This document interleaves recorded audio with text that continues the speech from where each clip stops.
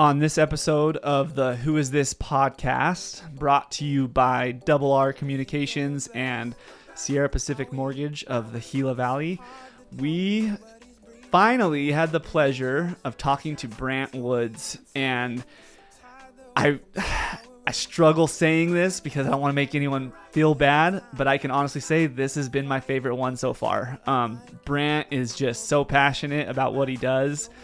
He's a local artist here in town. He did the vast majority of all of the murals on Main Street. He was very clear in saying that they're not all his, but that whole Main Street mural project, he was behind that. He was the artist behind that. We had a great conversation. Really enjoyed talking to Brandt. We've already talked about having him on again because there's just a lot more to talk about, and me and Davis have a lot more questions for him. But I hope you enjoy it as much as we did. All right, so Brandt, welcome to the Who Is This podcast. Oh yeah, thanks for having me. Yeah, man, this is a long time coming. Yeah, you've been asking me for a while. For a long time. I'm excited for this. Definitely. You've been busy. You've been up to a lot. Yes, but I've been in hiding for about a year. So since the Gagey one, Gagey and Pepsi, I haven't really done. Has it already been a year since? No, Gagey finished at the end of May. So almost, yeah. And so I've done like 2 since then here. Yeah. Since that time. Are you doing murals elsewhere?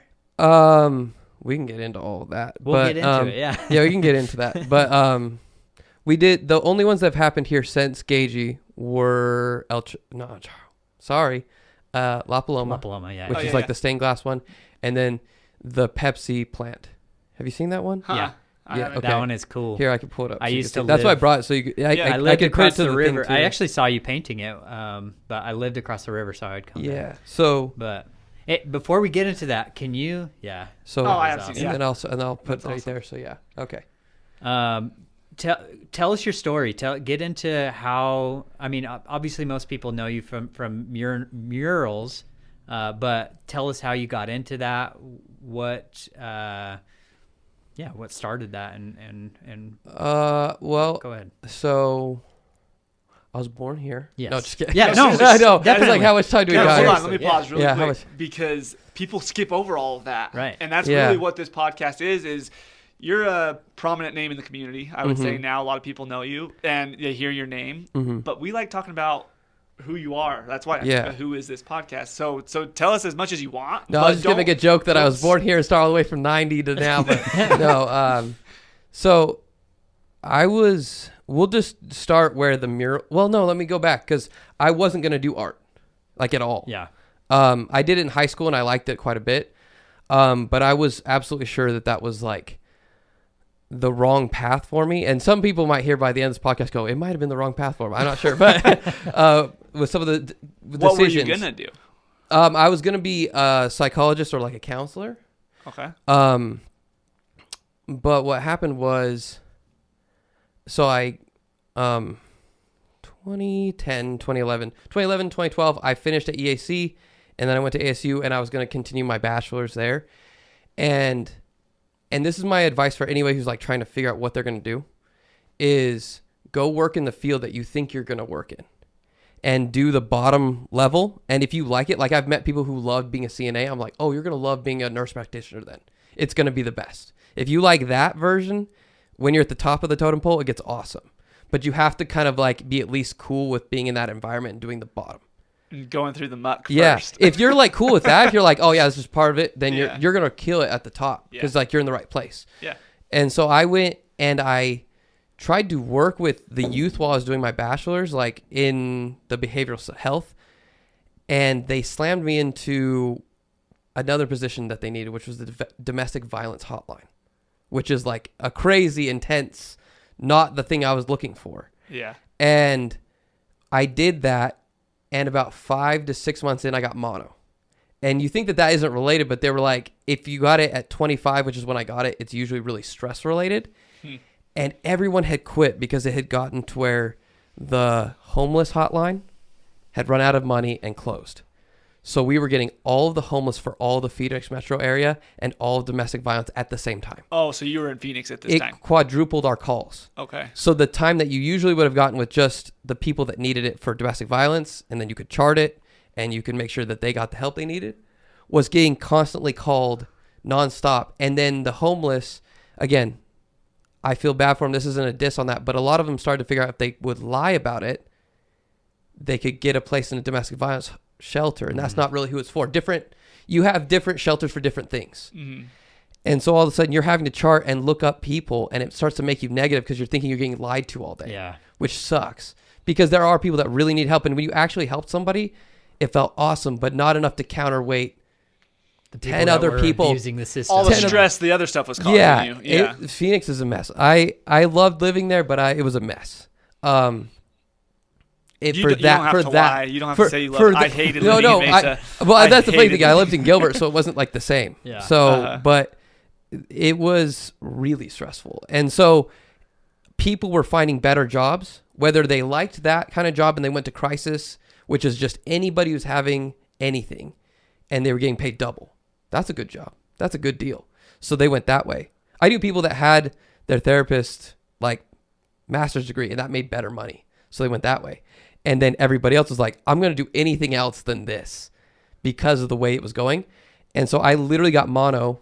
The doctor gave me the wrong pills because you're not supposed to take anything. He gave me antibiotics, but it's a virus. So did you not know it was mono or what? They didn't know the first time. And my They're just whole like, body covered in hives, and I was just laying in bed for like a week. And then I go back and get tested. They're like, oh, you need to take like 2 or 3 weeks off. You got mono. And at 25, that feels really weird. And I think I got it from like the gym water fountain or Were something. you married at the time? Yeah, I was. So it was even weirder. So your wife's like, yeah, wait, he has what? Yeah, it was He has super weird. what? Yeah. And the only thing I trace back to is like I was filling my water bottle up at the gym, and that's Right. where I got. So I'm laying there, and something that my coworker had said was, you know that when you become a counselor, most of your money is going to be made off of court-ordered sessions with these people that are calling right now. Like that's who you're going to get. And to be fair, ultimately at the height of like your career, you can probably start being more selective about who your clients are. But for the first 10 to 20 years, it will be. And I was like, oh, I don't like it now. No thanks. And that's why I say like you got to love the bottom. And so I was like, I don't like it now. I'm not going to like it later. And so I had this really dumb class, which I'm so grateful for. It was called like Jobs in the World. Where were you going to school? And I was doing ASU online. Okay. Yeah, and it was just they were like, you could take a 400 class or a 100 class, but we don't care. So I was like, okay, give me the 100. It doesn't matter. And it was called Jobs in the World, which is like a cheesy name. And they just said, interview 2 people into the career that you think you're going to go into, which I suggest for anybody who's like, maybe you go talk to people and you go see as close as you can to the real thing, what they're doing. So I talked to the one person who had kind of convinced me in the first place it was a good gig to do that, like be a therapist, because he loved it. And I was like, okay, that sounds good. And I went and met with somebody in person for the second one who I didn't know that well, but my in-laws knew. And I sat down with her, and it was right before all this happened, like the mono and taking time off and stuff. And at one point, I had started doing some art. I actually joked with my wife that all the red flags were there because I started doing art even in like college, like even at EAC, I was spending all of my free time doing art, even though it wasn't my stuff. Like it was something you've always enjoyed, but you never thought. I just thought there was no way. I didn't have anybody in my life that was doing it like professionally. Did you do art in like at Thatcher too, like at high school? Okay. Yeah. So you've always kind of done it. Yeah, my mom definitely gets the credit for putting me in stuff really early to like art classes during the summer and other things. But by high school I liked it, but I didn't think that I was good enough in any way to do anything else. I didn't think I was good enough to do. I think I just liked it. But at this time, I had started trying to do some children's books and some like illustration work and whatever. I remember that. I was just about to say. I remember when you were doing, and you were even doing some like animation too, right? Yeah. Well, I did a comic strip that we can get into, but like right before that, I had started doing some like illustrations for children's books, and I liked it, and I was doing it all on the iPad, and it was awesome. And halfway through this hour conversation I had with this therapist, she was just like, you're going to have to keep going to seminars and education your whole career, because you have to keep up a certain amount of hours to be a practicing counselor or therapist. And she's like, you have to keep bettering your craft. And when I heard that word, it's literally like when you hear the grenade go off in the movie and it's just, I heard nothing for the next 30 minutes. I just kind of like nodded my head and just kind of responded. I remember nothing after that. And I just remember sitting there thinking about all of the book ideas and illustration ideas and stuff that I had. And that's all I thought about after she said craft. And I realized that the craft that I wanted to work on was not that. Yeah. And that was tough because I had for sure had done all this stuff. And it got really easy when ASU kicked back and said, okay, well, next semester, the next year was $12,000. And I was like, I don't really want to spend $12,000 to get my bachelor's, because I was 1 year away from bachelor's, for something I don't even want.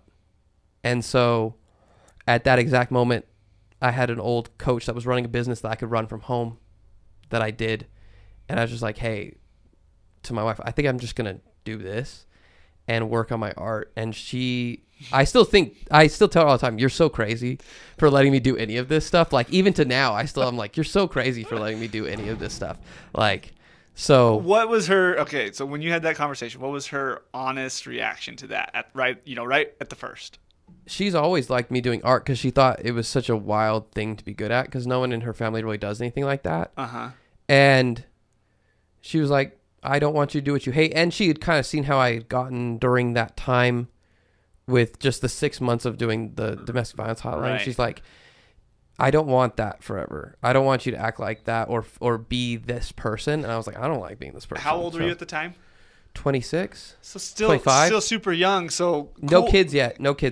Okay. So cool on her for saying, if you're going to try it, you might as well try it now. Maybe 25, because we had my daughter the next year. So it was like right around that. It was like right before. And that's the part that like I wish I could have had.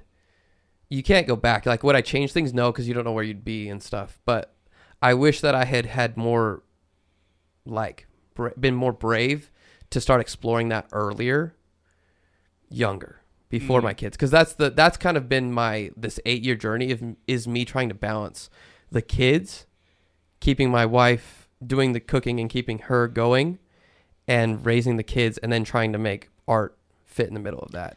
Get sleep, because that's the part that's like tough. Yeah. Can I ask you kind of, I hope a personal question that I hope is not offensive? You're because you and I are kind of, or we're in kind of a similar situation as far as our wives' careers. Your wife is a nurse, right? Yeah. Do you feel like having your wife as a nurse, something that is a good career that makes good money, do you think that helped you take the risk of deciding on art for a career for yourself? Because it couldn't have done otherwise, like, at all. And you're gonna hear when we get into like the murals and stuff, she's the patron that made it happen. Yeah. Like in the Renaissance, you had a patron who paid for all the stuff. She's it. Yeah. Her name should be on it more than mine. Really. Yeah. Like, I put the blood, sweat, and tears, but she should get it more than me. And yeah, it's I couldn't have done it otherwise, because I would be busy providing, you know. And then that's the other thing. I think I chose this at the exact time that was right, because she was doing she had like 1 year left to get her bachelor's before we had a kid. And so she did that, and I did the art, and she was working. We had insurance, and it was like, okay, cool. I'll work on this thing. You do that, and I'll make sure you're fed. You know, I'll do the cooking, whatever. And you can come home and do it was just all paperwork, just all reports for that bachelor. Yeah. It's like, come home and write your thing for the week, and then we'll hang out, and that'll be it. And I made some money doing that business at the same time that kind of like paid for stuff. And so we could save money. Sometimes I love my kids, but I miss having the time that I used to have. Yeah. There's so much, like, when people don't have kids, they tell me I have time, I'm like, shut up. Yeah. Like, I love you, but you don't know what you're talking about. Like, it's so true. I miss the sleep and the time. You get both. You don't get both later. Yep. Anyone that doesn't have kids and says they're not doing something because they don't have time, I just want to be like, what are you doing then? I hope you're crushing it on your career. Yeah. I hope you're making so much money that it's disgusting. Because otherwise I don't know what's going on. Yeah. Because later it really is like, do you want free time or do you want sleep? And that you get to pick. That's it. Yeah. And I love how you had to preface that with saying, I love my kids. Because I think they're my favorite everybody people. feels this way. And I've probably said on the podcast before, but my two favorite things in life are spending time with my kids and spending time away from my kids. Yeah. What's the guy who played Hulk? I can't remember his name, but he was saying if you're not yelling at kids, you're not seeing them enough. Like that's like it's that weird balance of like, if they don't run up and are excited to see you, you're around too much or whatever. It's just it's this weird balance that you're always trying to figure out. Great one. If you're not yelling, I've never at your heard that. kids. Yeah. If you're not yelling at your kids, you're not seeing them enough. Like that's awesome. Yeah. That's so true. Just last night, I was telling my daughter how annoying she was, but at the same time, like I seriously had this thought, like, I'm glad you're annoying the crap out of me right now. Yeah, I'm glad you're seeing me enough to feel that way. Yeah. So we've been working from home since we've made this change because our office is almost ready. Yeah. But Deadbolts on the office door. Yeah, like it's so I've been in the home office and it's given me a chance to be around my kids and my family a lot more, and I love it. But I'm ready to be back in the office.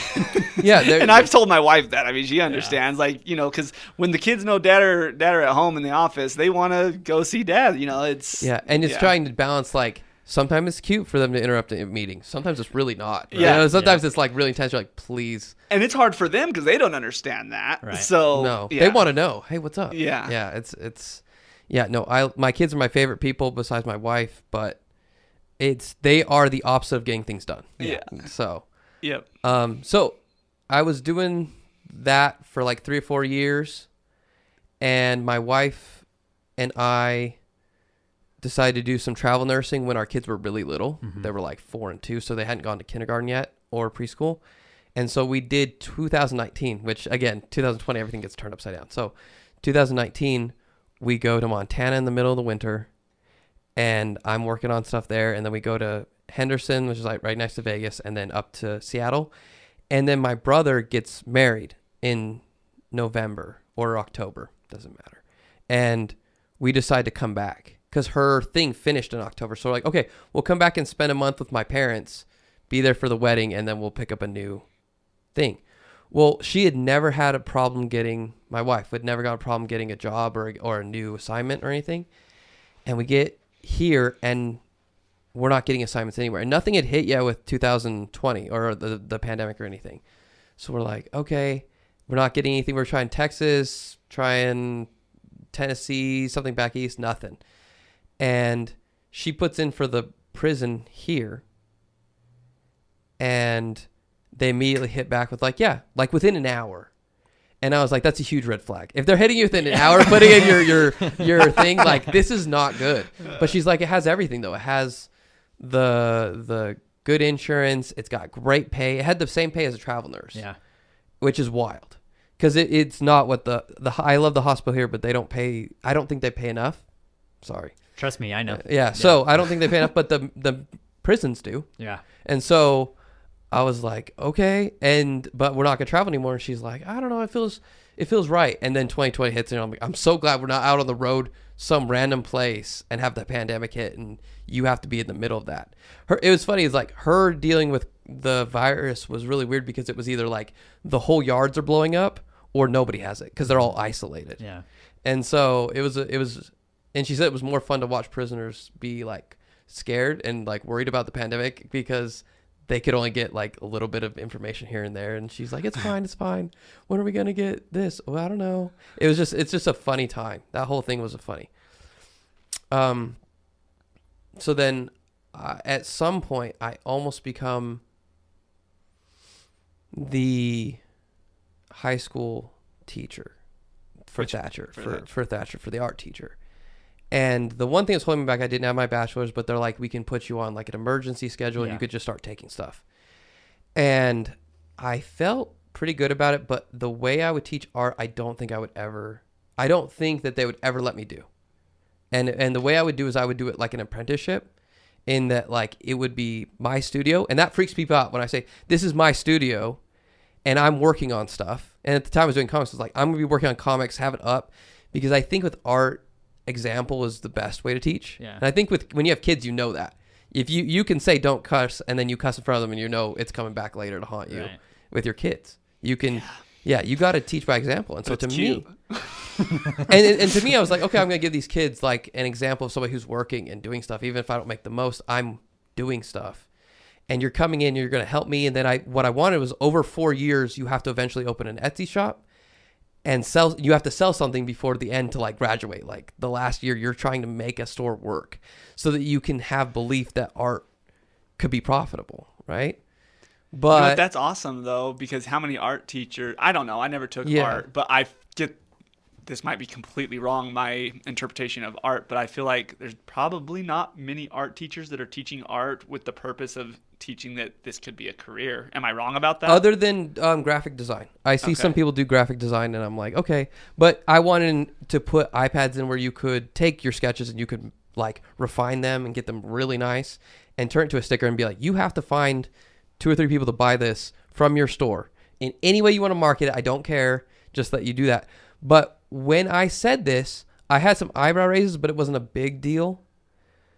Can I interject though? That's not unique to art though. Like in my college courses, all of my college professors were working on some project related to the field that they were teaching. But So it's unique to art in the way that nobody makes artists do that. oh, I agree. Yeah. So I know, I hear about videos all the time where people went to art college and spent $100,000 for like 2 or 3 years at an art college and didn't get one marketing class.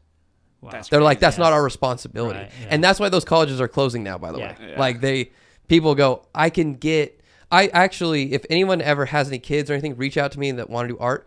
I've seen people say that they can give them a bachelor's worth of art classes for $10,000 on these specific online classes, that they can give you 4 years worth of that for 10 grand on like the technical side. Yeah. And you can just go to college for marketing, Business, yeah. or business or social media or Right. whatever you want. And don't waste it doing art, because you can just pick and choose from all the best people in the world. Why would you go get some random person that, by the way, hasn't made it most of the time? There are some artists who teach that have made it, but most aren't out there doing it full time, where you can get these people that make a course one time and you can cherry pick. Yeah. So, trying to think. Oh, so I told them that, and at one point, I don't want to hurt anyone's feelings, so I'm going to keep it really broad here. They couldn't hire me straight up at the beginning of the summer because I didn't have the degree. They're like, we can't tell you have the job yet. If anyone walks in with a bachelor's degree, we're not going to take you. That's And so I said, okay, then I decline, because if I can't even start this summer to start taking some classes and get ahead, I don't believe I'm going to have the backing against when I would for sure would get pulled in front of either a school board or the state board and be like, what are you doing? Because it's going to be the opposite of what people usually teach. And again, it's not like I wasn't going to teach the kids art. I was going to have them start every day with a 5-minute sketch of a sub-object. And you're going to do that every single day. Mm-hmm. That's half your points. Just, you get 10 minutes to do the sketch. I need you to sketch every day. And then we're going to teach the fundamentals. I actually wanted the whole first year to me, make a class of the fundamentals. And you don't get to talk and run around. You get to take that course off YouTube that I have locked up for the first years. And then you get to earn the second year of like, okay, now we're going to work on packaging. Now we're going to work on this, that, the other. What medium do you want to work on? Okay, 2-3 days a week, I want you to work on that.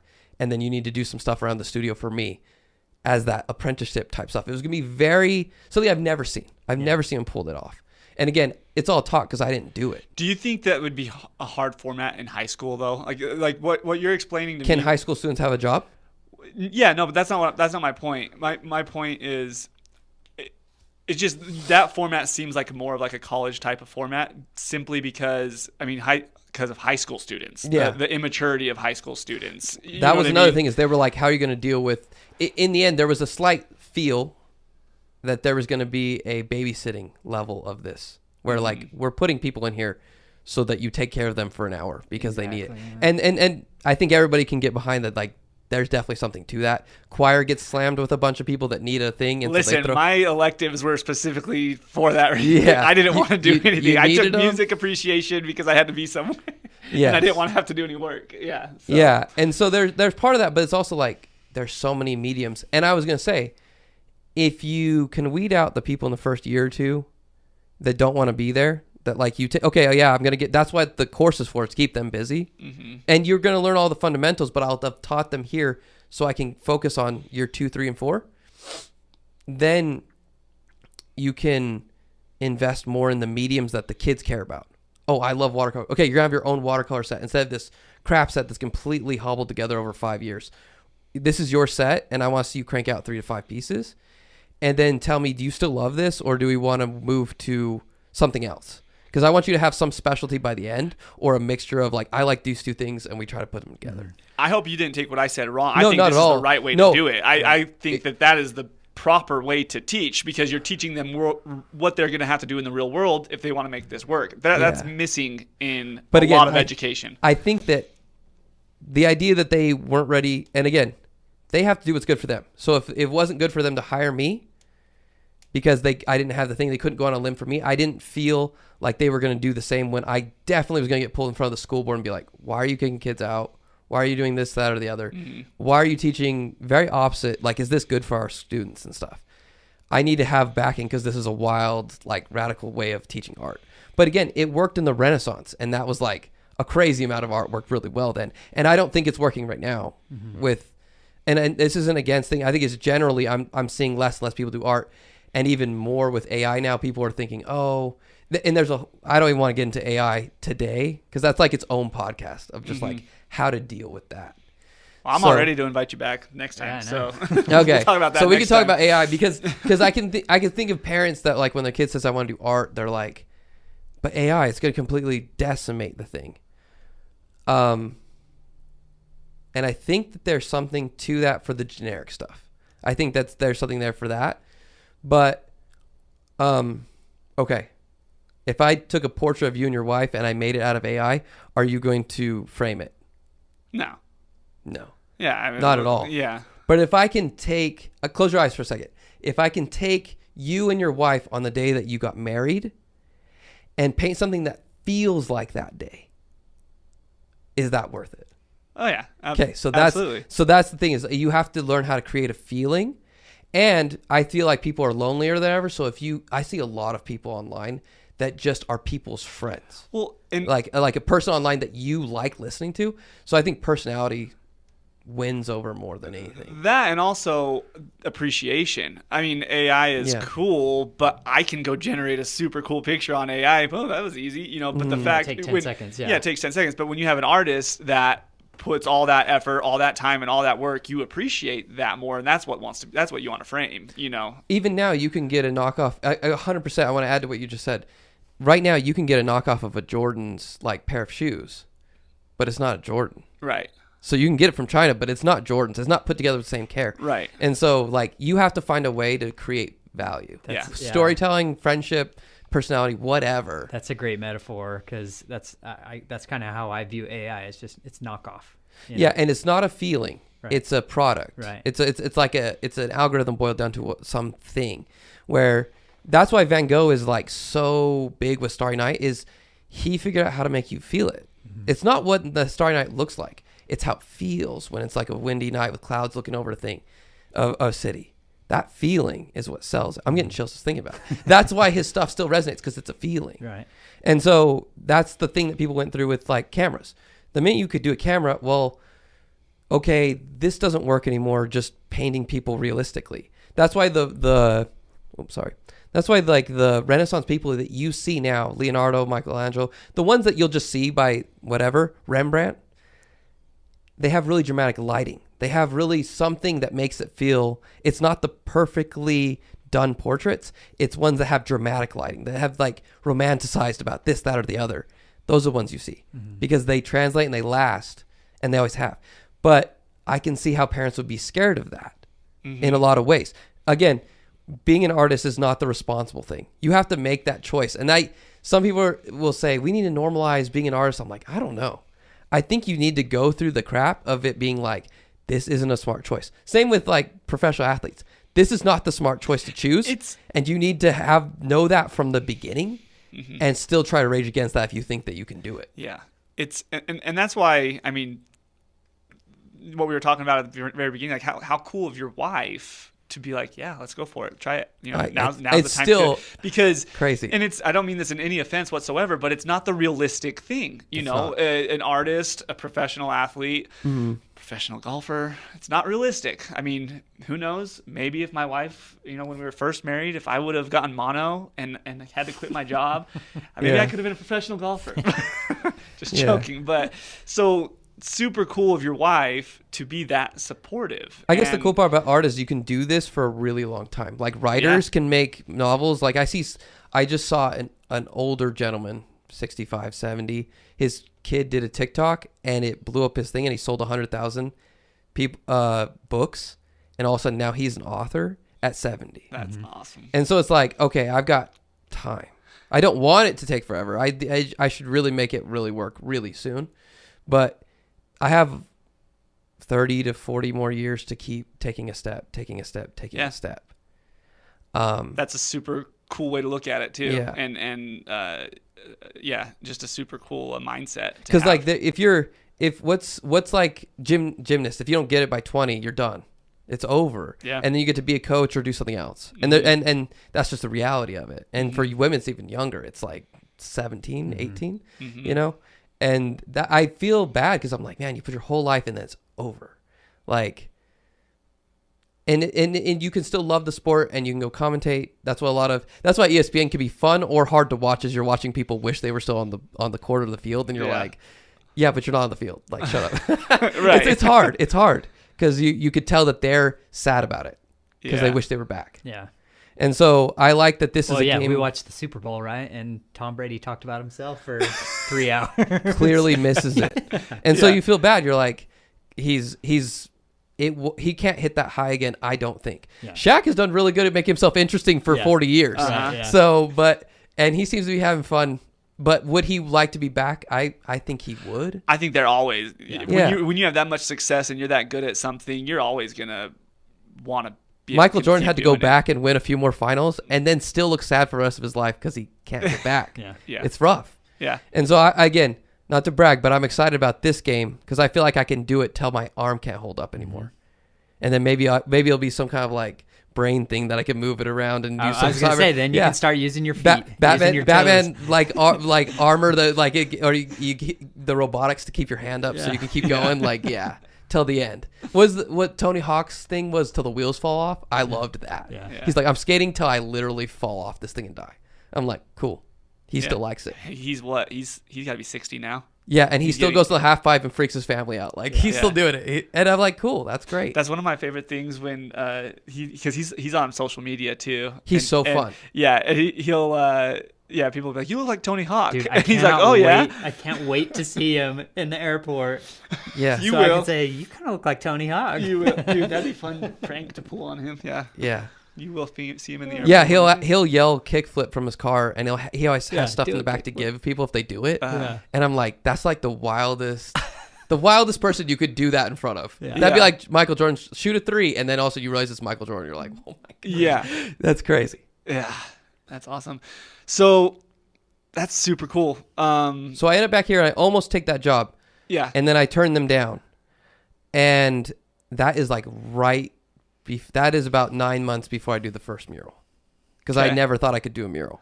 That's what I was going to say, is because that in and of itself is got to be, I mean, how do you do your first mural? That's a big project. Well, you get turned down 40 times.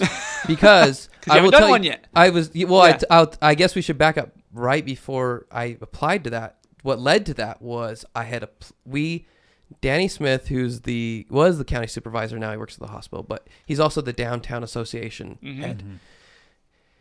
Him and JJ Waite, who was a lawyer that had an office on Main. JJ convinced me I needed to do a mural right after they did the one that says like "Welcome to Safford" that's across from El Charro. Yeah. I didn't do that one. Okay. And I didn't do and just so we're clear, I didn't do the front of Danny's barbershop that's all black. That's really nice. That was Joe Rodnigo, and he also did the upholstery shop and the Sarah's bullpen twice. So if you think about those, Okay. that they're not me. I'm going to say that right now. Those weren't me. So the rest of them tend to be me. But that Welcome to Safford and those that I just said for Joe or Joe Road Eagle, those are his. And he should get credit for that because he did those first, which I think really softened people to the idea of murals. Yeah. But Danny, JJ, and I did a really covert work of trying to like see if there was interest. He would post stuff with my designs that we would like go out and just like make digital designs, take pictures of walls and put designs on them. How did you know Danny before? I'm just curious. JJ made me meet him at So lunch. how did you know JJ? Like, how did you get into that JJ connection? was actually somebody who hired me to paint his wife running in a marathon when I was at EAC. He was like one of my first patrons. Okay. Cool. Way back when. So when I moved back, he's like, hey, do we have this mural? I think you should do one and all this stuff. And I was like, okay. So we went to lunch and I had this idea. Okay, how much time? Do we have a lot of time? Okay. Yeah. So this is a funny story. And this is about,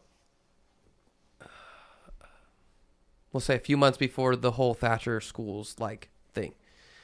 I see this wall between the Holiday Building and Richard's Music. There's that like, it's the Richard's Music wall, which now has the guitar that's a cactus on it. Yeah. That's the first one. I see that wall and I go, there's a wall that we could do a mural on. And we had tried, and well, first I looked at the facade of the front of it. It was really beaten up because it had gotten condemned. They move over. Now they've made it look nice. It's great. But at the time, they had just spent all their money getting relocated Richard's Music over because that building had just had a lot of problems. I thought, let's do something on the front. Just like clean it up, put a paint job, put a little design on it, whatever. And I'm going to speak really broadly because I don't want to embarrass anyone. But I went into Richard's Music and I talked to the oldest person in there because I thought they were the owner. And I was like, hey, I have this idea for this part because it looks like I knew about the being condemned. I was like, hey, let's do a mural on the front. It's really simple. It'll look nice and it'll give it something. And it was music themed. But maybe it was a little too cartoony. I'll give it that because I was in that kind of illustration phase. And he goes, yeah, no, we're going to, at the time he said, and he spoke as if he was the owner, we're going to redo this whole thing and expand back out once we get it fixed, but we used all of our money to renovate this new area. Okay, cool. But at the end, he kicked out this like little sentence, was like, hey, if you want to do something in the alleyway, go for it. And at the time I was just like, I don't know how you do that because to do a projector on that, It didn't make sense. Again, I hadn't done any murals, so I was like, I don't even know. So Danny and I went on and we would post things to the Downtown Association and we would show what other cities would do. And we would sneak in other murals that I had like designed as like a possibility, just like mock-ups. And then we put other things in between. And then we're like, hey, what do you guys think of these mural ideas? Completely trashed in the comments by like 200 people. Hated everything. Not even just the ones I did, but all of it. Huh. And I had done like for the venue when it wasn't owned by Kim, but it was owned by the previous person. I just put up like a bouquet. I thought, okay, this is cool. It'd be like a nice backdrop for weddings and stuff. Oh my gosh, we got slammed. Literally people were just letting it all out of how much they hated everything we came up with. And then like half the stuff, which was crazy, I did something that I don't even know if I've ever admitted. I took other people's professional art and just put it up just to like, okay, well, let's see if that. And people were like, oh, this is too kitschy or this is too whatever. I'm like, everyone becomes a critic. I literally wanted to write on there, you can't afford this artist. Yeah. It's not even me. Right. This is somebody else. You can't afford this person. They work for Walt Disney and they make insane money. Right. You can't afford this on the wall. And they're like, it's too much this or that. I would never. And so I was just like, oh my gosh. Like I gave up. At one point, I literally told my dad, I was like, I'm walking away from this. I've completely wasted months doing this. And I wasn't, and again, doing I've had some small successes at this point, but I hadn't made like living wages at making comics or books and stuff. I'd done some self-publishing, but I couldn't get any major publisher interested or anything. I couldn't get anything going, at least in that way. And again, sometimes I don't want to blame anybody. I want to blame myself for anything that I say in the future of this podcast. It is my own fault. If there's anything negative that comes out, I want you to know I blame myself more times than I can count on any of this stuff. So I hadn't figured out how to make that work with publishers or get anybody excited. So, and then we have this post that just completely slams everything that I had worked on for months of like trying different stuff. So, and we had even done some like sent people in that wasn't Danny or I. Go talk to this business owner and see if they want a mural on their wall, and tell them the town of Safford has an artist they're thinking of and will pay for it. Like, it's free. Yeah. Uh-huh. And people said no. Like, without even seeing what it was, just saying, are you interested? They'd be like, no. That's so No. crazy. Or the stuff they would show us or that person was so bad that we're like, no. We would in turn say, I'm not doing that. Uh-huh. You know, like there was one that, again, I'm really broad because I don't want to hurt anyone's feelings, because they have to do what's good for their business, and nobody's expecting to get that walk-in of asking for a mural, because that's so bizarre. Right. But there was one that was like complete graffiti, and we're like, absolutely not. That we will not do that. Mm-hmm. That's a fast way to have no more murals happen. And so I just take that break of like 9 months. The Thatcher thing happens, and then that one night, that one sentence, well, you can do whatever you want in the alleyway, because it was just brick, nothing painted, nothing. And I was like, okay. And one night I'm just sitting there, and it was so late, and I just remember thinking, you could paint a guitar to look like a saguaro if you were cool with multiple necks on it. And I just lay back down, and then I sit back up. I'm like, I got to write that down. And then I go and I just write it down. And the next morning I get up, I just start looking at a bunch of different references. I just start sketching out stuff. And for like 2 days, I worked on that design, and that's exactly what it looks like to this day. And then I take it to JJ. I was like, I think we can get Richards on board, because they say they don't care. I walk back in and make a complete fool of myself, because I go in and I talk to the actual owner, who's really cool, by the way. And he's like, that guy doesn't own this store. He works for me. That's my dad. And I was like, oh. So I'm like talking like he said I could do whatever, at way too confident. And he thankfully was really like patient with me. He's like, he doesn't own this. My mom owns the building and I own the business. And I was like, oh my gosh, what did I just do? And so he says, but let me just email it to me. And he's like, how much do you want? And I was like, honestly, the city will pay for it. And because the Downtown Association said, if you can get somebody to agree to some of your designs or a design, we'll make it happen. And the funny thing is later, it had been so long that I went back. They say yes to it, because they're like, okay, yeah, it works. We don't care. In Free the alleyway? Yeah, in the alleyway. Okay. They say, okay, cool. If nothing else, if it's a coat of paint on a wall that had no paint. And again, it's in an alleyway that you can see through Main at a certain angle, but it's pretty covered. It's just a fun little thing that you can run into. But it was like 18 feet. And I thankfully had John Henderson, who had a lift, that loaned it to me. That would have been a whole other expense. And he taught me how to work it, because it was really, honestly, I can't believe I even did it in the alleyway, because if you move it too hard, you're going to slam right into a wall on either side.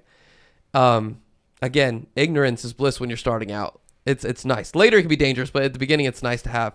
And so the day that we're going to start, I go in front of the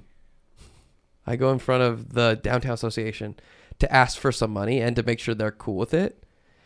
But I had people already mixing the paint and doing stuff, and I was like, okay, if they say no, we have one night. If they say yes, we've got like a week. Yeah. And so, wait, what do you mean by that? If they say no, if they say we can't do it, we're still gonna do it. We're just gonna have to get it done before the morning time. Like, we're gonna stay up all night and do it, because we're just gonna do it and then say sorry. Like, I finally get one. I'm doing it. Yeah. I don't care. I don't really care. And now it's all cool. Like, now I've said sorry enough times. It's all fine. But I was gonna do it either way. It's a good thing they say yes, because we ran out of paint in like an hour. It was because there was no primer on it, and I had never done one. It just soaked up everything, and I was like, oh my gosh, we need so much more paint. Home Depot's closed. And so thankfully they were cool with it. It wasn't a big deal, but I was ready to like do it either way kind of thing. And we do that, and it's like a huge hit. And at the same time, Copper and Cotton had just moved in, and they were like Gila Valley Bait. And I had designed some type of murals for their wall that has like a bunch of squares on it, which is now a big mural wall of different murals. And we went and talked to them, and it's funny, it's like almost never the design that I had in the first place ends up what it was going to be. But when we did that one, this is like made in the Gila Valley, that's like right across from El Charro. And we did that one next, pretty like within a month of that. And then after that, I was like, we should do a bunch. We should do a bunch down Main Street. And I kind of pitched that to Danny, and he was like, how are you going to make that work? I was like, I don't know. We need money, and we need permission from a ton of people. Because really, what Safford, the rule is, if you can get the business owner and the building owner to agree, because those sometimes aren't the same people. Mm-hmm. You guys work in real estate, you know. Sometimes, a lot of time, they're different people. If you can get them to agree on a design, Safford's cool with it. Which isn't how it is. Like in Flagstaff, it takes like 1.5 to 2 years to get a permit to do something. Mm-hmm. So you have to have like a finished design and then wait that long for the city council to say yes. That's forever. Yeah. We could never have done anything close to what has happened in Safford with that kind of regulation. So I pitched the idea of doing these 31 more murals. And that seems like a really random number. Do you know where that comes from, the 31 at all? Well, you're going to do it all in 1 month, right? I was going to do it all in 1 month, but it comes from the idea of Inktober. Have you ever heard of that? Oh, yeah. So Inktober is where artists will basically commit to doing an ink drawing every day of October. And at the end, you've got this like really cool set of whatever. And I had always done like it a little different. I did, like the first time was the children's book. I did a whole children's book in 1 month on my iPad. So it wasn't exactly that, but it was 31 pieces. And I would do that every single year. I'd have some version of that, to the point where I would tell my wife, hey, next month's like October. And she would just go, ugh, because she knew I was going to be so busy trying to make those happen. And when the murals didn't happen, I actually just did 31 paintings. Like the first time when we pitched a bunch and nobody wanted them, I switched gears and did 31 paintings on like recycled skateboards. Yeah. Yeah. So I did like 31 paintings on that and sold most of them. They're almost all gone now to like different owners and whatever. So then I pitched that to them, and then it was like 3.5 years of no sleep, of just like, it literally feels like a gigantic blur to me of being up and down and around. Cause I would like work all night or project on, come home, kids wake me up. My wife's at her job. So then I feed them, get them off to school or hang out with them. And then by the time evening rolls around, I kind of feel like I'm ready to go back out. And it was just this cycle of no sleep for like a long time. And then it was just trying to convince.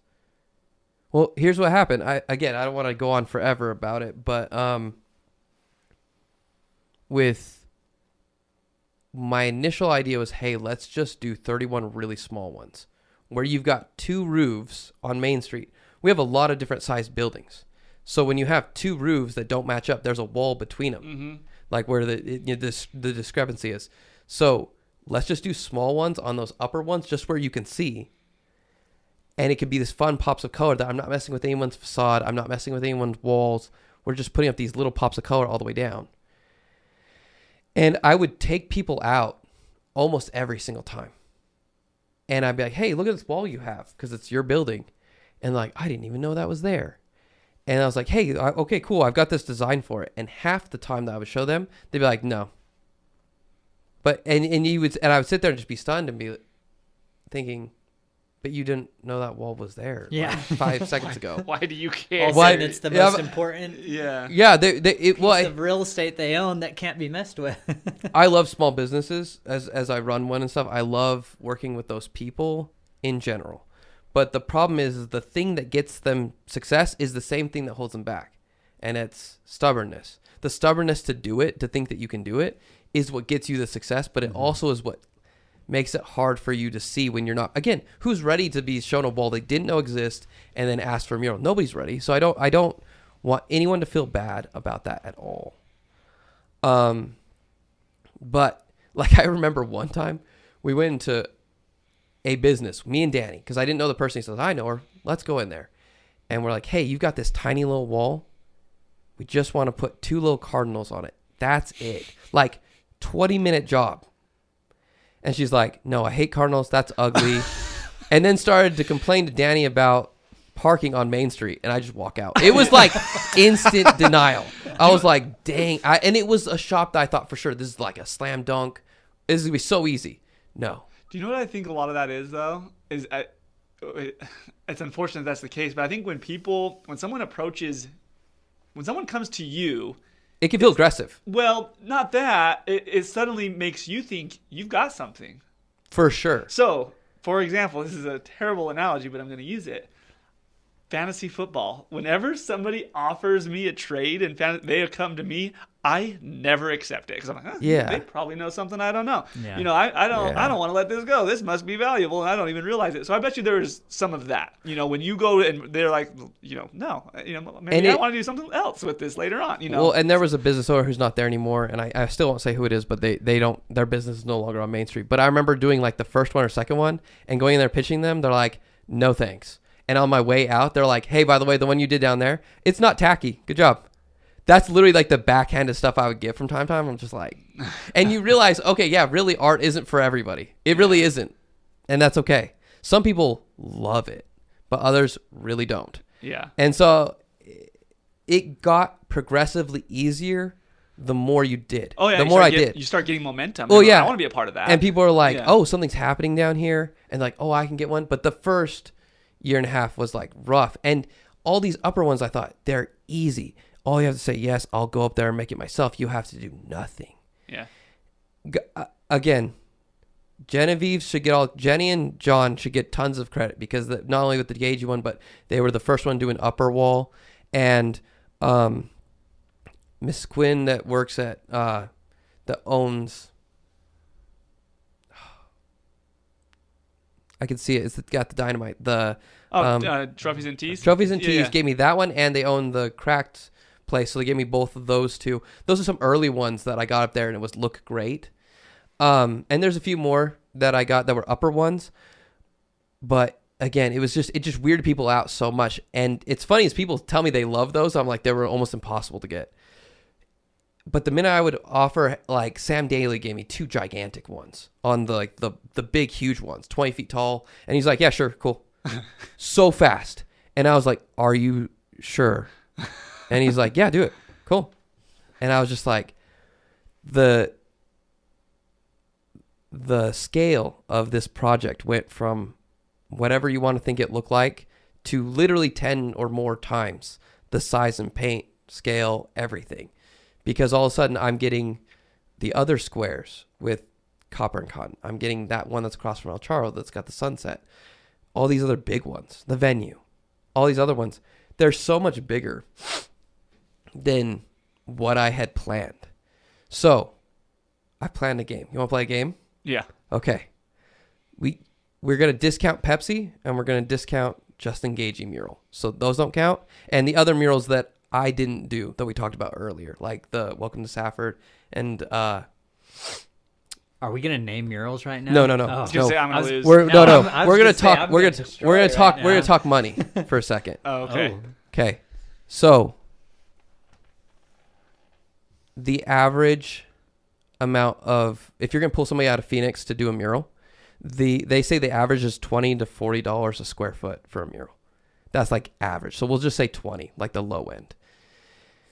Danny and I calculated what all of this artwork was.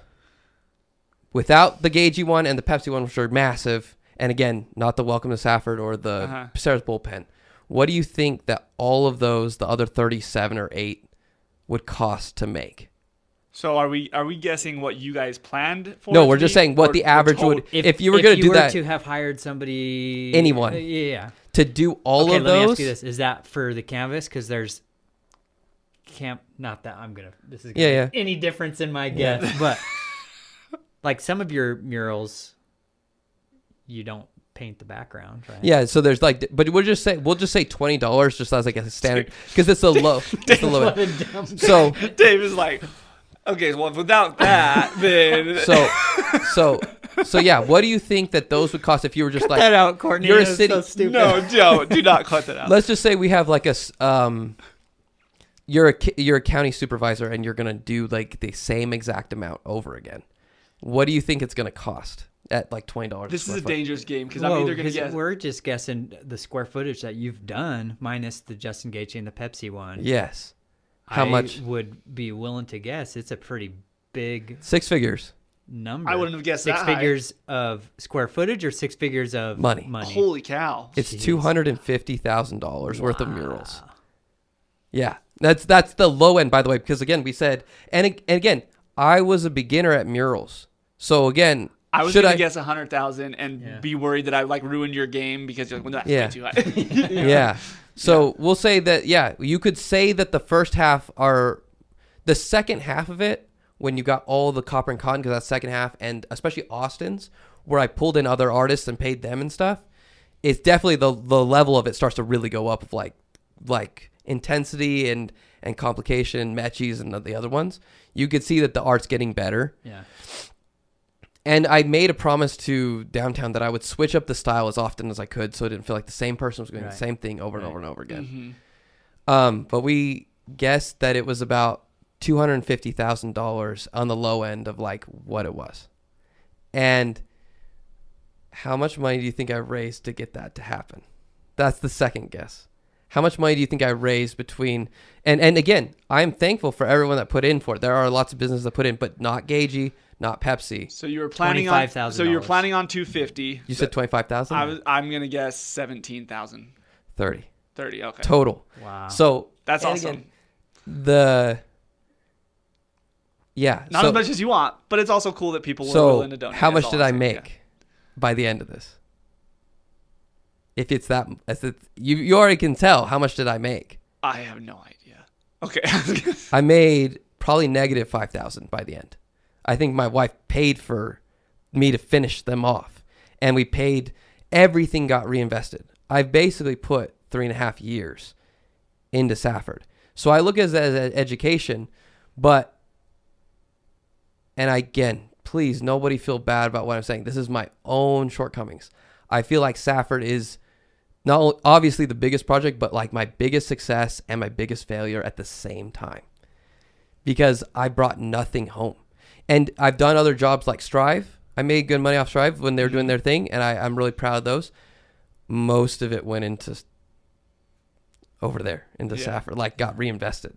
And until Gaethje, so when I was doing Gaethje, the part that really burned me and made me a little mad is that I heard through the grapevine somebody say, and they wouldn't tell me who the person was, but when I put out 12,500, which by the way, that mural is worth 50. That's a $50,000 mural with it being almost 40 feet tall, and the lift being, we got it from United, who's awesome. They gave it to us for half. It should have been 4,000 for 2 weeks. It was 2,000, and then we invited them to meet Justin and get a signed poster and the whole bit. We thanked them. Alone, I got 12.5, but I remember when that got out that somebody told somebody I knew, they're like, don't you think we paid him enough? Oh, brother. And I was like, I have made nothing. I have actually done my family kind of dirty in that, like, I get this education, I've done this thing, but it hasn't turned around financially. And I feel so much guilt about it all the time. And here's the wild part. This is where, like, how honest do we want to be? Like, I asked you at the beginning, how honest do we want to be before the cameras were? That's up to you. So the problem, like, it boils down to I'm not good enough yet. Even after, I love what I've done. I think it's beautiful what we've done. I love the mural walk. I wasn't willing to compromise on how many. Like, I had a few people like, hey, you're out of money. Like, I got out of money at like 20. How many is there total? 37, 38. I had to go back and raise some more. And again, like America's Mattress and Valley Furniture came in and like saved the second mural event where I did the back of Austin's. Them and a few others that Pepsi came in and did that one because they were putting in for me to come work with them afterward. If we hadn't done that, I could not have paid the artists that came down from Utah and from other places to do it. That I wanted so badly to have like an artwork here of theirs. Can I ask you a question? How come you did want to include other artists rather than just do it all yourself? One was like time, because I was like, I could do every single one of them, but I also like getting the community come in and do it so that they felt connected to it. Because again, when we did the first one, Copper and Cotton, I had Mandy Matthews come in and do one. It was so fun to paint alongside her on the other ones and have people talk to her and just take the lens off me for a bit and be like, hey, these kids will do it. And then I come up and clean it later so they get to be part of it.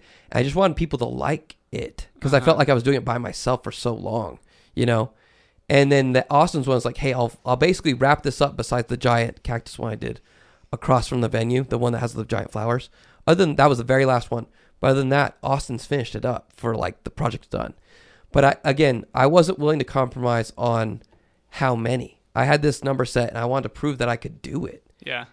And I wasn't, again, I blame myself. I could have been more charismatic. I could have gone and talked to the mine again and be like, hey, look how cool it's going. I need more. We're out.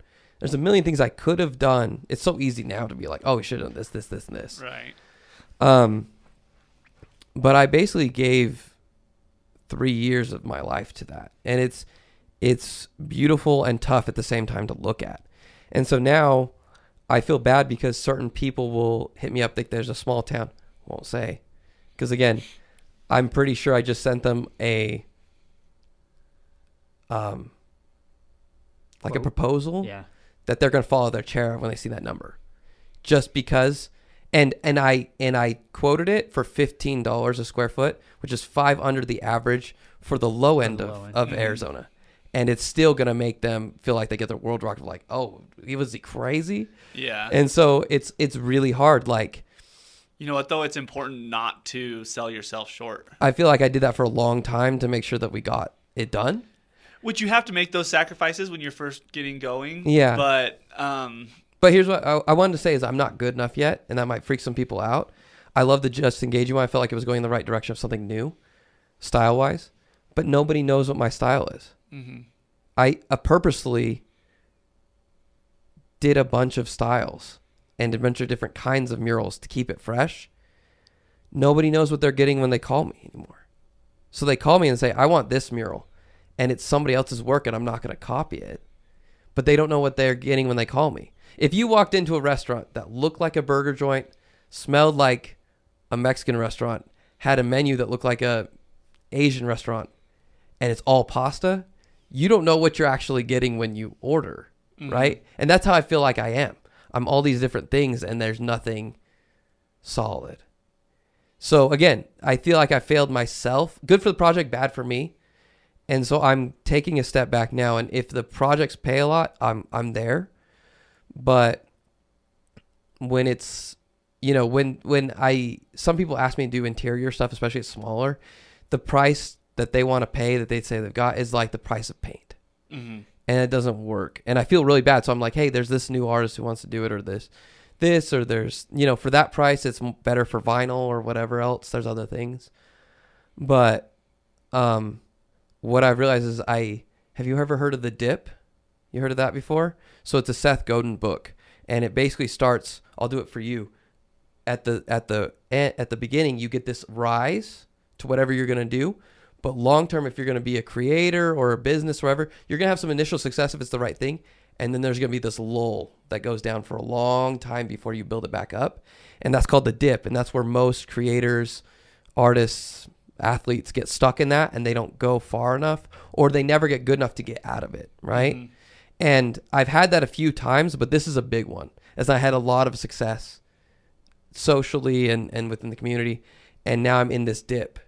And I'm going to have to push, and I've decided I'm going to go back and develop a style. All the artists I love that get paid good money that is like, oh, wow, they're crushing it as an artist, you know, visual artist, they have to have a style. When you hear of a music artist, you know kind of what you're buckling up for a song when you're like, oh, it's this person. Mm-hmm. Nobody knows what mine is because I don't even know half the time. And if I keep taking client work, it's going to keep being whatever the client needs, as it should. If you're doing client work, it is. That's what it is. Yeah. So I'm literally I've done like a ton of meditation about it, a ton of like thinking, praying, going around and stuff. And I'm literally just going to go back to the beginning and just start creating a YouTube channel about just painting, not teaching, just painting my own stuff as a way to keep myself accountable, to start putting more stuff out and finding what that organic look is that I need to get to. That's me. And that people like. It has to be likable. I could like it all day long, but if people, what's that like, there's that Venn diagram. It's like people will pay for it, people like it, and you like it. And the problem is people liked what I did and I liked it, but it wasn't getting paid. Mm-hmm. And so I need to back up and make my art to a level that people are willing to pay a high price for. It's like Joe Dirt. You got to sell the right fireworks. You can't just sell. Thank you. I appreciate that. I made that metaphor. That's what I wanted, was to be compared to Joe Dirt. Thank you. You know what I'm talking about. No, yeah. Yeah, okay. But yeah, it's like, it's so, I didn't know if I was going to say this today. I was thinking about it last night. I didn't know if I was going to say this. It's very hard to get to, 34 and a half, almost 35 and go, oh, you're not good enough yet. And again, I don't want anyone to feel like I hate the stuff that's on Main Street. It's way better than anything I've made before. It's good. But again, there's 30 or 40 years in front of me that's going to hopefully keep getting better, keep pushing. But it's not at a point, it's really rough to figure out, like, oh yeah, I still can't provide for my family the way I want. And so that's a huge hole. And it sucks for a guy too. It's really, really emasculating, I guess is the best way to put it. And I don't want anyone to feel bad. This isn't anybody's fault but mine. I need to put more time in, go back to the fundamentals and figure out, what am I missing? Is it the way I'm doing color? Is it the way that I'm doing line work? Is it the way that I'm pushing things compositionally? There's so many things, like a golf swing. How many things can go wrong in a golf swing? Like 100. Just generally. You could be standing slightly wrong. You could twist at the wrong time. There's a same thing with any part of sports. Tennis swing, baseball swing. There's a million things that can go wrong. And you don't know until you have a coach or somebody else. So I have some mentors that I'm paying for. And I'm basically going to go back from the very beginning and try to build up a better base, better foundation, and then move up and try to see if I can create stuff that people will care about. Because I have some people that I'm like, okay, this person's crushing it and this person's crushing it. And I love their stuff. And I'm going to go try to do more of what that is. Not copy them, but become that person in the art world that people are seeking out and they know what they're getting, because I love it. I love this conversation because it is, it's super interesting getting your perspective on this, because I think it's very surprising that in your eyes, you've mentioned it a couple times, it kind of feels a little bit like a failure to you, because I think in the community, it was a huge success. I think it's gonna be very surprising for people to see your perspective on it. And I know you've said too, it is a success, but again, biggest success and biggest failure all the same, which is such a weird thing to say. Yeah, I just think that's super interesting, and I think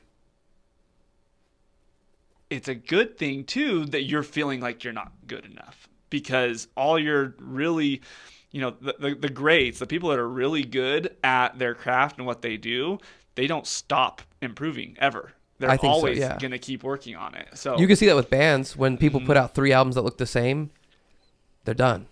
Even 2 that look the same can be done. And you can't get people back to care again. So you have to be, and so that's always the thing with creative. How new do I need to be? And how familiar do I need to be? That's such a hard push and pull. Yeah. Can I just say too, I don't think this is something that, I don't think you as an artist thinking about these other artists are alone and saying I'm not good enough, because I have those thoughts and feelings all the time in my career. Like, I see what other loan officers are doing and I'm like, why am I not doing that? Why? Not just getting ideas from them, but why are they succeeding in this area where I'm not, and why haven't I approached that? And I think it just comes back to I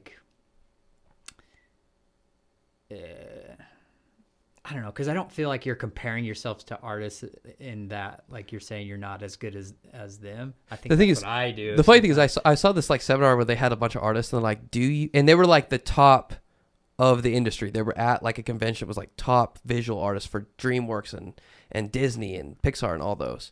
and they're like, do you know artists that make way more than you? And do you know artists that make way more than you that are way worse than you?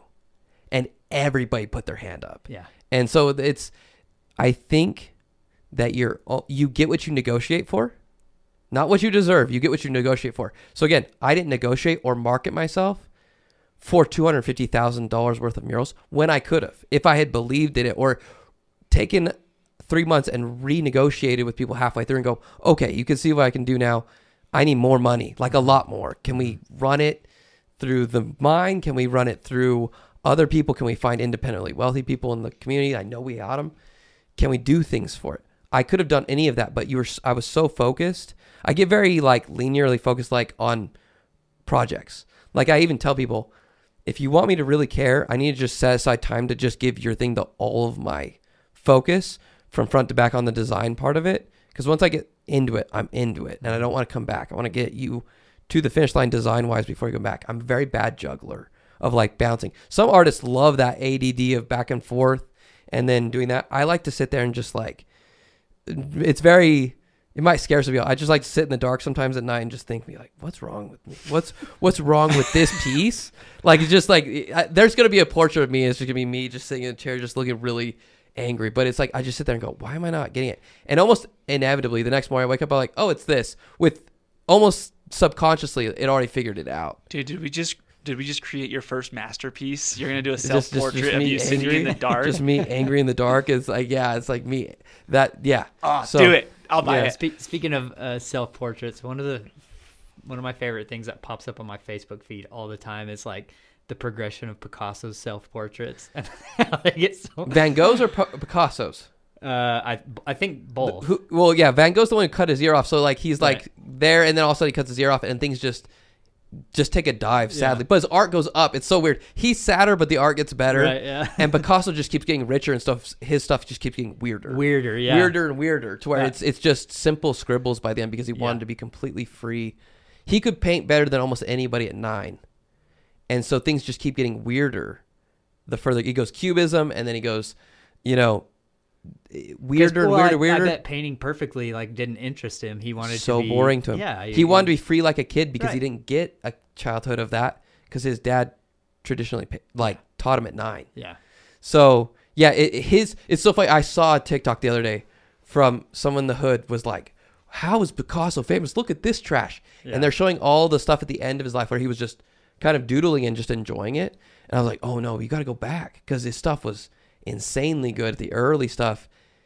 But it doesn't make sense unless you understand who he is and why he did it. Do you think any of that was he got lazy because he knew that it was going to be a hit because he was so successful that he got lazy? So he's like, I'll just paint with something real quick. I have no idea. Yeah, so he had 5 phases of like art, but he's one of the artists that got famous in their lifetime.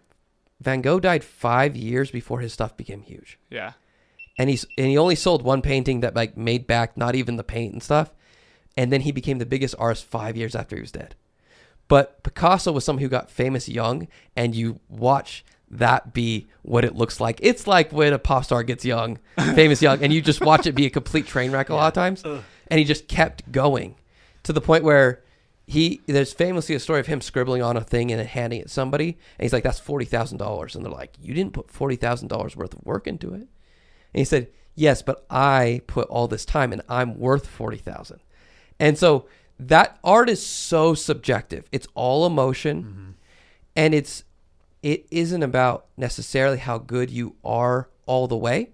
It's, do I like you? Do I like the story behind it? Does this make me feel something? There's a whole Parks and Rec. I love that episode. Where Tom gets emotionally invested in some abstract art. And it gets destroyed at one point, and he can't get over it. And he can't get the kid to make another one like it, who made it for him really cheap. Because art you just do or you don't feel it.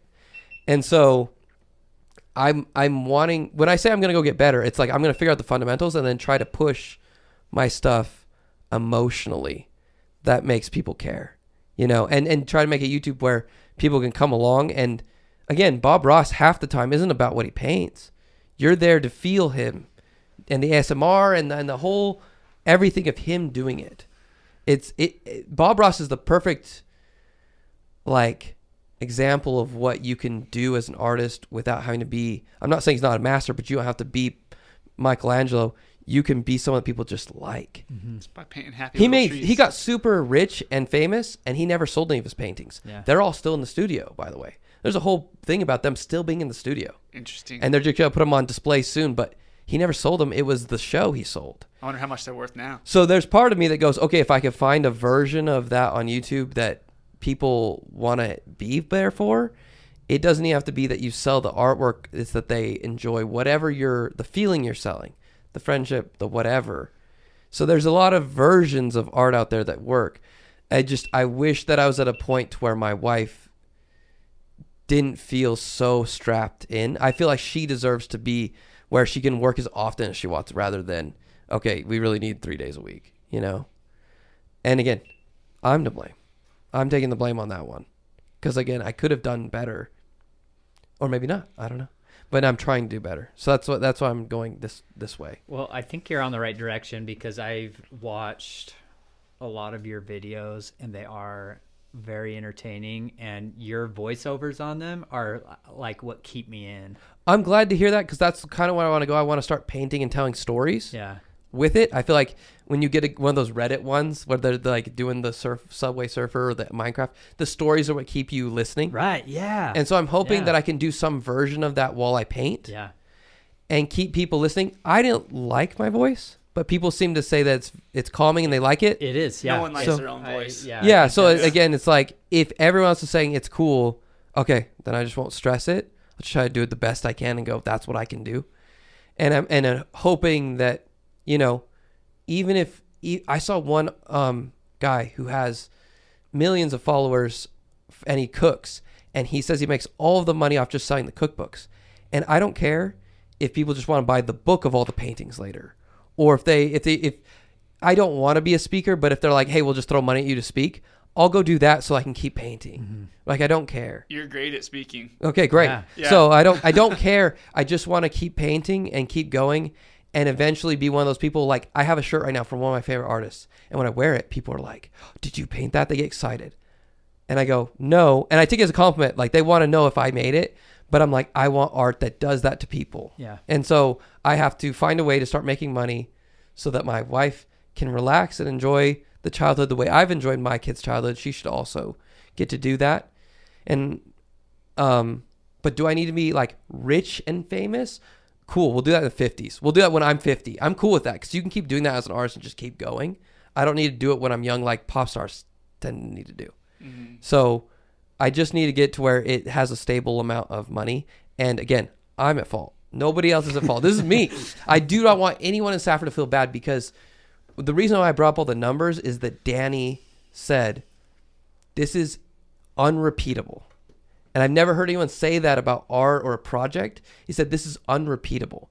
You cannot find a city that's that okay with that much art happening without a lot of oversight. Or someone who's motivated to take $30,000 and stretch it to $250,000. You can't, and again, someone who's willing to sacrifice 3 years, which I didn't plan on. I plan on it being 2-3 months and stretched out that amount of time. He says you cannot find a way for that to be repeatable, at least in not that amount of time, right?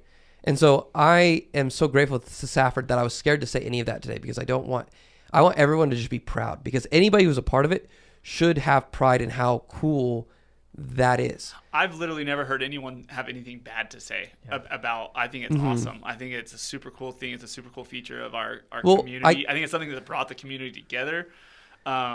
So I don't really get to see people enjoy it because I'm not just out there waiting for people to enjoy it. Yeah. But every once in a while, I had somebody recently that was an older gentleman who, by the way, I thought the older generation was going to be mad about a lot of art, and they've actually been really cool about it.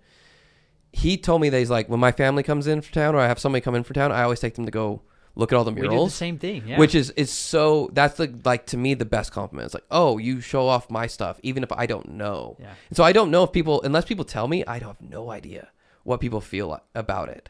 Yeah. And so again, I've never had anything negative, but you know how if that friend wears that thing and you're like, that looks awful, but you're not going to tell them because you want them to feel good. I don't know. yeah, So again, I'm not asking for people to tell me if they like it or not, but I do appreciate when people say stuff. yeah. So, and again, I don't want anyone to feel bad. I know I'm repeating myself. I don't want anyone in Safford to feel anything but pride because I'm very happy with it. I'm just now done. It's like hearing Michael Jordan get mad at baseball and he's ready to go back. I'm not comparing myself to that, but he's ready to go back and do more in basketball. I feel exactly the same way. Yeah. I need to go back. I've taken some time off to think about it. Now I'm ready to go back and do a different angle on it.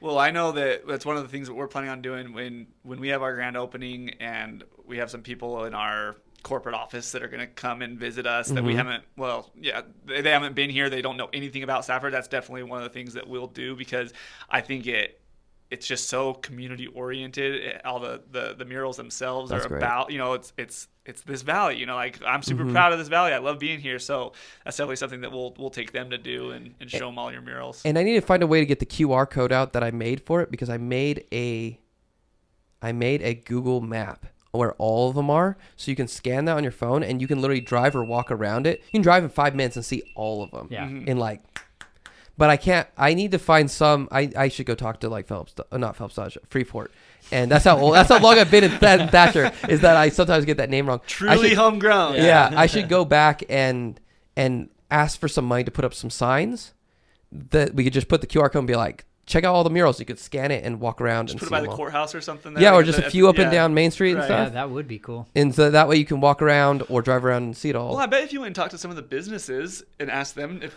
They're sick of talking to me, by the way. That's not their fault. That's my fault. They're done. They're like, we did our job. Please leave us alone. We've got a business to run, And it's and so it's like, I need to find some way to at least have like one sign out by that so that people can walk around and see it. When I was done, I had lost a bunch of hair on the back of my head. I gained 60 pounds from the first mural to the end. And I've gotten I'm almost about 40 back off. Because it got to a point where it was really painful to go up and down. Like I was getting winded going up and down the ladder. I'm like, I got to fix this. So I've been trying to work on that. Again, 40 of the 60s back off. But I gained a bunch of weight. I got no sleep. I even with Gagey's thing, which I loved. I don't know if we want to talk about that. It depends. How long do you want to go? Let's have that for episode 2. That's I was fine. going to say this. Yes. I definitely want to have you come back. This on. has been one of my favorite conversations that we've had, and I think we need to. But even the Gagey one, like I finished it, and because I had to stay up late to finish it before my wife left town, I got COVID and worked through 3 more nights with COVID, just like dying. Because I didn't know that his fight was going to get pushed back and the whole thing was going to get pushed back. No, sorry. He got knocked out right before I started. 2 days before he got knockout, that was really bad. He's good now. I was really scared that people were going to say that the mural was like a cursed thing. And so when he came out swinging and wrecked the new guy like 2 weeks ago, I was like, oh, thank goodness. I'm not going to be tied to that mural wrecked him. But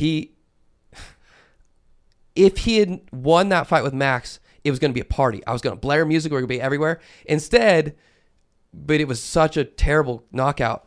I just went out there and was like, hey, everybody, we're starting a mural. That's it. No, not say anything. I was like, let it cool off for 2 weeks before we say that it's Justin, because it was such a... I'm trying to think of the timeline. So you didn't start painting it until after his fight with Max? Oh, okay. 2 days after. Really? Oh my God. Yeah. Okay. So it was like, I need to let this cool off. We can't be like, he had so much going on social media wise. It's like, Right. Yikes, dude. Like he needs to, we're all hoping he's just okay. I didn't want to do it like a tribute of like our lovely hero that is passed or something, It's like, so it was this weird thing of like, I'm starting a mural. And then like 2 weeks later, like, isn't this awesome? Because again, it could have been us partying, but it just didn't go that way. He broke his nose in the first round and it was rough. Again, him going 4 rounds with broken nose is like crazy on its own. Yeah. So Is that the first time he's broke his nose in a no, fight? he said he just got it fixed and then broke it. Oh, okay. Yeah, but yeah, we could save. That's a whole nother story in Pepsi and some of the other ones. We could do it next time. Easy. One question, and I wanted to ask you: do you have a favorite A favorite mural? of the ones that you did on Main Street? Do you have one that Well, I don't want maybe means most to you or anything like? So like, okay, there's 2, and I can't separate them because they're so different. The very last one of the mural project before Gagey was the giant cactus, and that one I paid for because I got the wall, but nobody had any money, or at least Which one is that? Where is it? The one across from the venue. That's the giant cactuses that are coming here. I'll pull it up. Corner, yeah. I'll pull it up so just so we're 100% northwest corner by the venue and El Charro, right? This one. No, this one. Yeah. I was thinking that one. So okay. This one, and it had 2-story, and the people I'm working with, I'm paying broad, so nobody knows who I'm talking about. The third story was supposed to happen, and it was going to be 3 walls. But because of holes in it and they couldn't get anyone up there to patch it, it never happened. And it was going to be even bigger than that. But it's got 2 stories. But this giant cactus one, I kind of got to do that. Nobody said they had money. And I was like, I had done 30, some with other people. So there was more than 31. But I was like, I finally got this wall.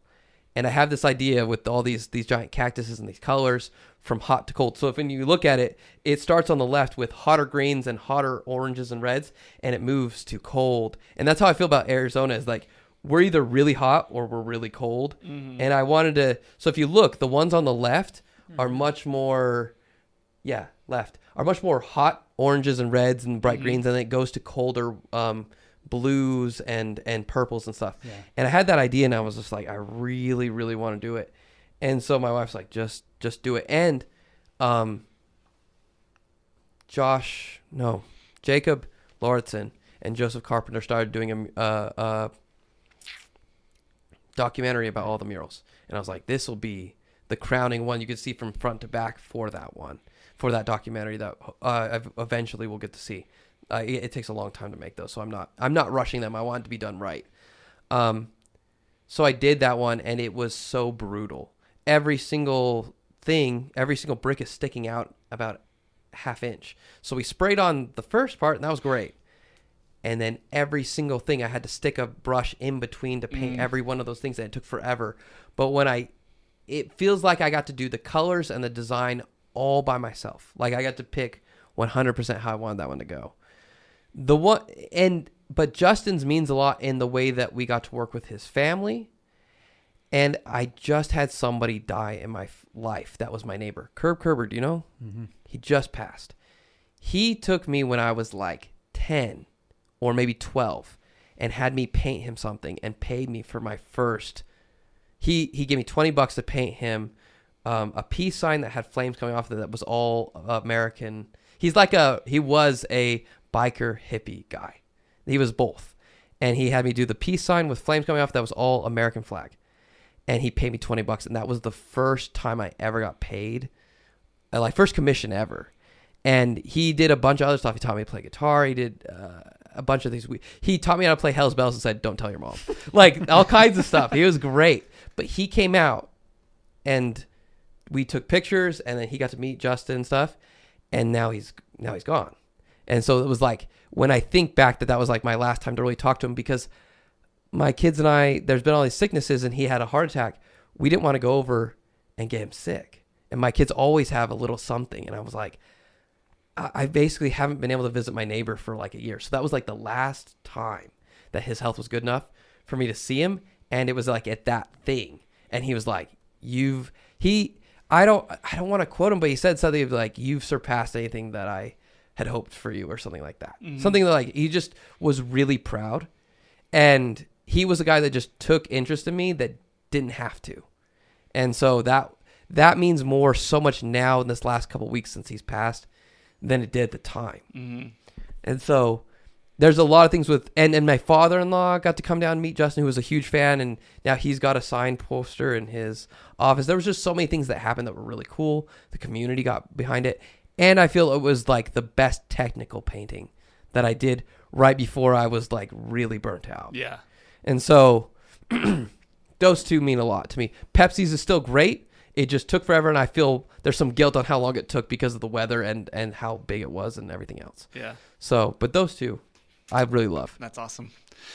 Yeah, man, let's have you come back and do it again because I feel like you still have a lot to share, and I have so many more questions for you too. Yeah. Me too. No problem. This has been an awesome episode. You truly were one of the very first people we thought of because you were in the middle of it. And I keep pushing you guys back, so I appreciate your patience. I understand why now. I mean, you were going through it.